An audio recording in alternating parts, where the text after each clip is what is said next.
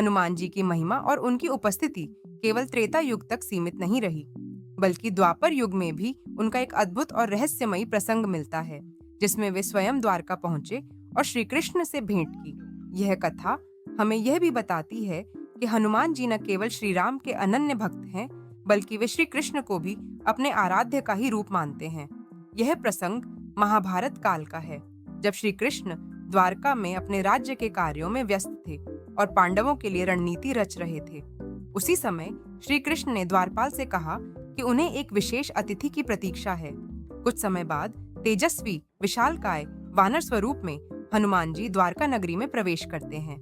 द्वारपालों ने उन्हें रोका, पर उनकी दिव्य आभा और तेजस्विता देखकर वे भयभीत हो उठे और श्री कृष्ण को सूचित किया।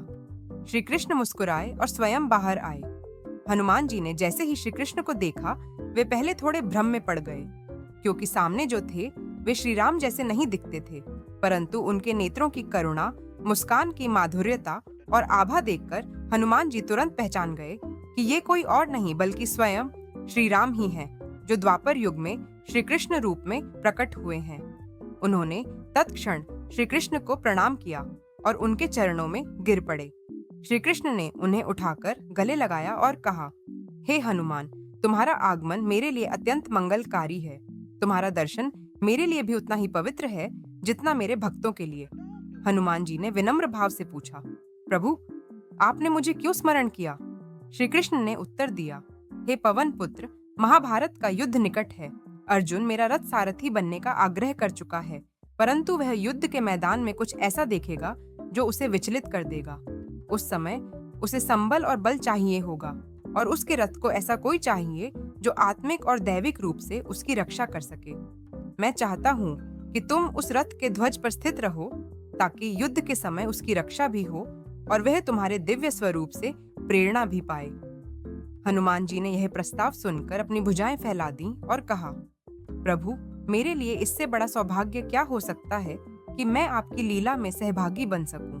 मैं अर्जुन के रथ के ध्वज पर रहूंगा, परंतु मैं एक शर्त रखता हूँ, युद्ध समाप्त होने तक कोई भी मुझे पहचान नहीं सकेगा, और युद्ध समाप्त होने के बाद ही मेरी उपस्थिति का भेद उजागर होगा। श्री कृष्ण मुस्कुराए और सहमति में सिर हिलाया। इसके बाद उन्होंने हनुमान जी को युद्ध भूमि के लिए आशीर्वाद दिया। यह कथा केवल एक भक्त और भगवान की भेंट का प्रसंग नहीं है, बल्कि यह दर्शाती है कि हनुमान जी समय, युग, रूप और परिस्थिति से परे हैं।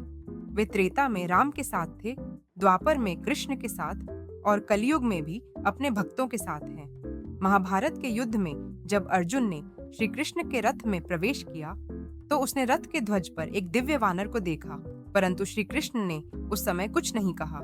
युद्ध के दिनों में जब अस्त्र शस्त्र अर्जुन की ओर बढ़ते, तो कोई अदृश्य शक्ति उन्हें निष्क्रिय कर देती। भीष्म, द्रोण और कर्ण जैसे महान योद्धा भी अर्जुन के रथ को भेद नहीं पाए। यह सब उस दिव्य शक्ति का परिणाम था जो ध्वज पर स्थित थी, हनुमान जी। युद्ध समाप्त होने के बाद जब श्री कृष्ण ने अर्जुन से रथ से उतरने को कहा, तो उन्होंने स्वयं अंतिम बार रथ छोड़ा। रथ छोड़ते ही वह रथ भस्म हो गया। अर्जुन चौंक गया। श्री कृष्ण ने मुस्कुराकर कहा, इस रथ को युद्ध के दौरान कई ब्रह्मास्त्रों का वार सहना पड़ा, परंतु वह इसलिए नष्ट नहीं हुआ क्योंकि हनुमान उस पर स्थित थे और उन्होंने रथ की रक्षा की। अब जब वे हट चुके हैं, तो रथ का विनाश निश्चित था। अर्जुन यह जानकर हतप्रभ रह गया और उसने रथ के ध्वज को प्रणाम किया। तभी हनुमान जी अपने वास्तविक रूप में प्रकट हुए और उन्होंने अर्जुन को आशीर्वाद दिया, हे अर्जुन, तुमने धर्म की रक्षा के लिए युद्ध किया, मैं सदा तुम्हारे साथ हूँ। इस प्रकार यह कथा केवल एक युद्ध कथा नहीं, बल्कि आत्मबल, आस्था और ईश्वर के प्रति अटूट भक्ति की मिसाल है। यह भी दर्शाता है कि हनुमान जी केवल राम भक्त ही नहीं, बल्कि भगवान के हर रूप की सेवा में तत्पर रहते हैं और युगों तक धर्म की रक्षा करते हैं। द्वारका की यह यात्रा दर्शाती है कि जब भी धर्म संकट में होता है, हनुमान जी वहां होते हैं, चाहे ध्वज पर होकर या गुप्त रूप से भक्तों की रक्षा करते हुए। आज भी जब कोई भक्त हनुमान जी की आरती करता है और कहता है, राम लखन सीता सहित हृदय बसहु सुरभूप, तो उसमें वह कृष्ण और अर्जुन की स्मृति भी समाहित होती है, जो रथ और ध्वज के माध्यम से पुनः जुड़ जाती है।